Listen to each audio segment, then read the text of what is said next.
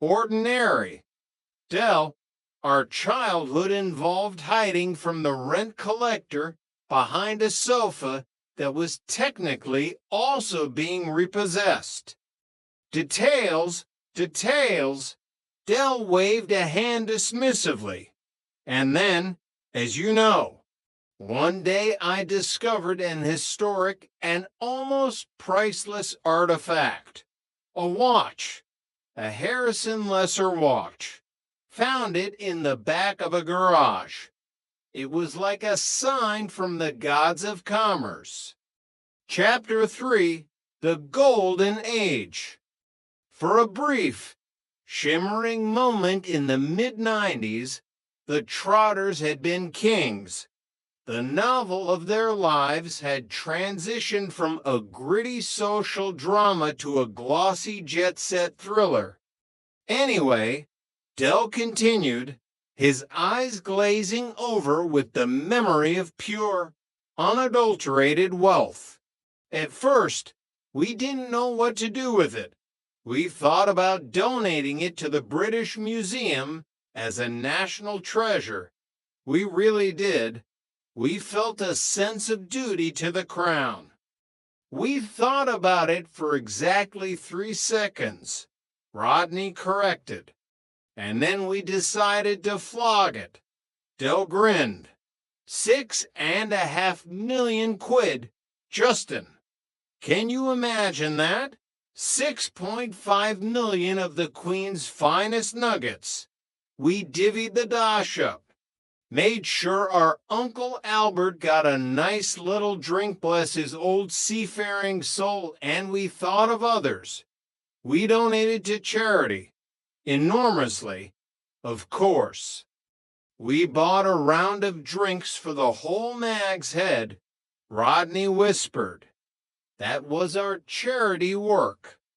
It felt like a charity, Del insisted. Have you seen the state of Trigger? He needs all the help he can get. So, eventually, we had to start thinking about our future. We sought out a city stockbroker, a man with a tie thinner than a strand of spaghetti and a brain like a calculator. He advised us to invest in a new and vibrant venture, a Central American market. Del stood up, pacing the small office. It was attracting massive funds from all over the world. We were making more money than the Royal Mint. We weren't just flat, Justin. We were ascendant. Chapter 4, The Fall of the Empire. The flashback in Del's mind was vivid. He remembered the heat of the Caribbean, the smell of expensive sun cream, and the feeling of a platinum credit card in his pocket, a card that felt like it had the power to stop the rotation of the earth if he swiped it hard enough. He remembered Raquel, his significant other, looking like a movie star in a wide-brimmed hat. He remembered young Damien, the fruit of his loins, playing on the deck of a yacht. He remembered Rodney and Cassandra, looking like they finally belonged in a world where the wine didn't come from a box. And then the music changed. It wasn't a sudden explosion. It was the sound of a phone not ringing. It was the sight of a computer screen flickering with red numbers that shouldn't have been there. She's into superstitions. The radio had been playing in the hotel lobby. Livin' La Vida Loca. It turned out, Del said, his voice dropping an octave, that negotiations between the Central American countries had collapsed, wiped out. The market didn't just crash. It evaporated. It was like someone had pulled the plug on the ocean. We'd even paid for the hotel on a credit card, Rodney added, the ghost of the trauma still visible in his eyes. A credit card which was withdrawn while we were still at the breakfast buffet. I was halfway through a bowl of exotic fruit, and suddenly I was an international pauper. Dell nodded solemnly, but Derek Trotter is, if nothing else, a creative businessman. I came up with a solution. We had to leave. Fast.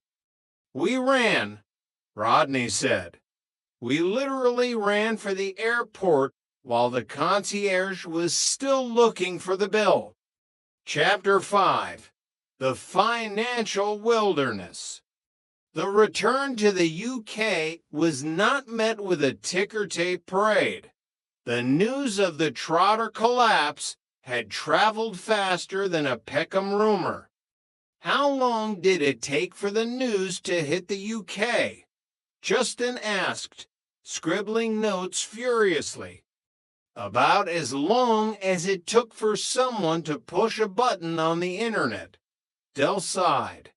Suddenly, all our so-called business associates wouldn't return our calls. We were cast into a financial wilderness. It was like the desert, but with more rain and less sand. And then there was Mike. Rodney reminded him. Dell's face darkened.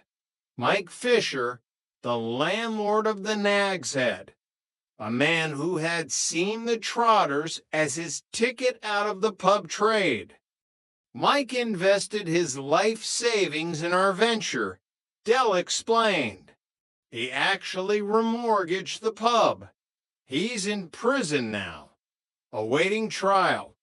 The fraud squad claims he tried to recoup his losses by embezzling the brewery. Never was a man more innocent. He confessed to everything, Dell, Rodney pointed out. He was under duress, Dell shouted.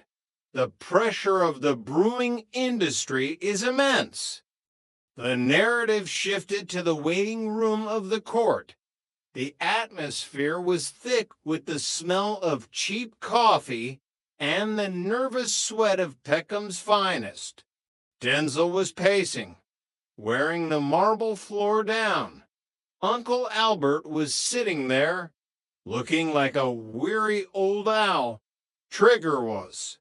Well, Trigger was staring at a wall, possibly having a conversation with his own shadow.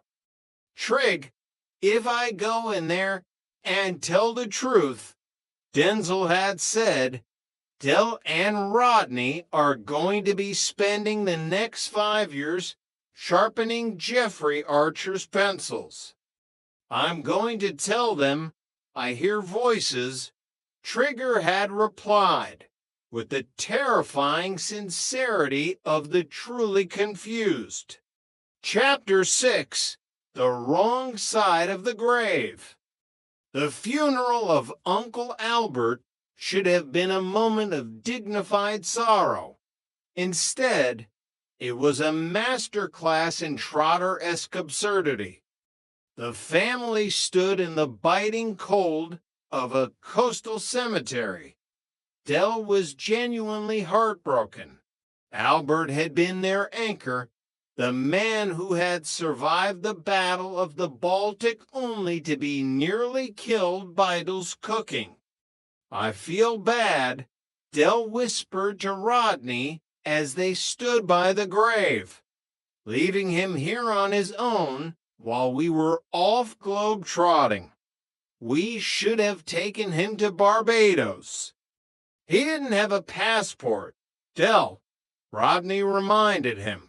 He thought the Germans were still looking for him. They stood amongst a group of strangers. A woman named Marion was crying. A man named Roland was complaining about Albert's wartime sagas. God, he did go on, didn't he? Roland sneered. Never bloody stopped. the John Wayne of the East